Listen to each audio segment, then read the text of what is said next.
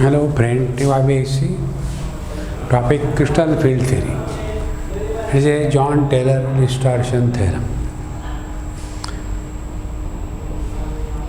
So when octahedral geometry is there, if it is a regular geometry, all 6 metal ligand bonds are identical. It is called as a regular structure. But sometimes if the filling of electron in T2G energy level is unsymmetrical, then we get the distorted structure or irregular octahedral structure. And any non-linear system, if we consider any non-linear system, it always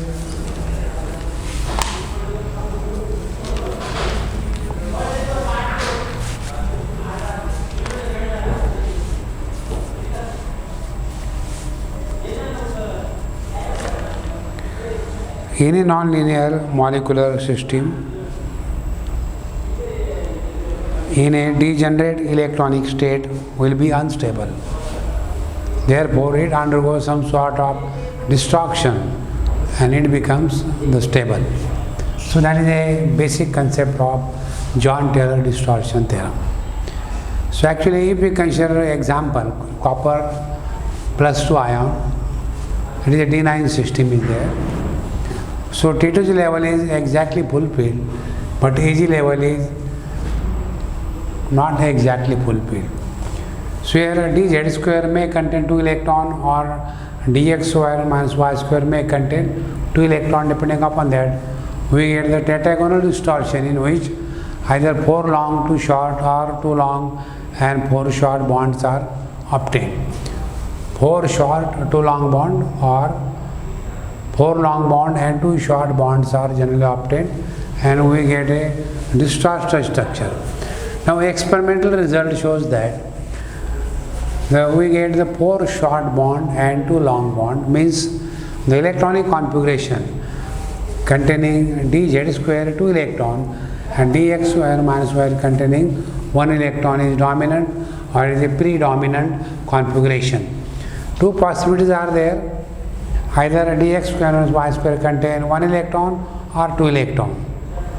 But experimental result shows that the dx square minus y square contain 1 electron and dz square contain 2 electron.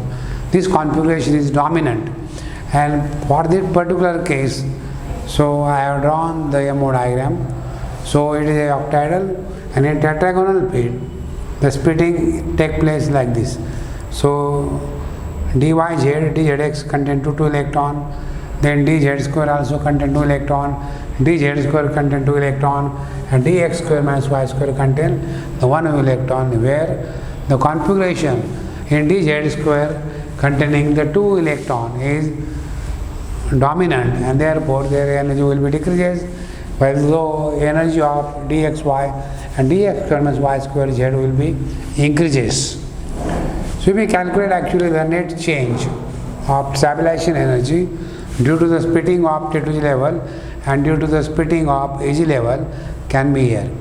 So net stabilization energy for T2G is equal to number of electrons present in dyz and dzx multiplied by minus 1 by 3 delta 2 plus number of electrons present in dxy multiplied by plus 2 by 3 delta 2. 4 electrons here, 2 electrons here, if we substitute here, so we get the 0. Means whether the T2G level is symmetrically filled or unsymmetrically filled, it not gives net stabilization. Now, for if Ag level is splitted, the net stabilization energy for Ag level is equal to a number of electrons present in dz square multiplied by minus 1/2 d1 delta 1 plus number of electrons present in dx square minus y square multiplied by plus 1/2 delta 1. So 2 electrons in dz square, 1 electron in dx square minus y square, and therefore is equal to minus 1/2 delta 1. Means if Ag level is unsymmetrically filled, then due to splitting, the net stabilization is the observed and complex become the stable.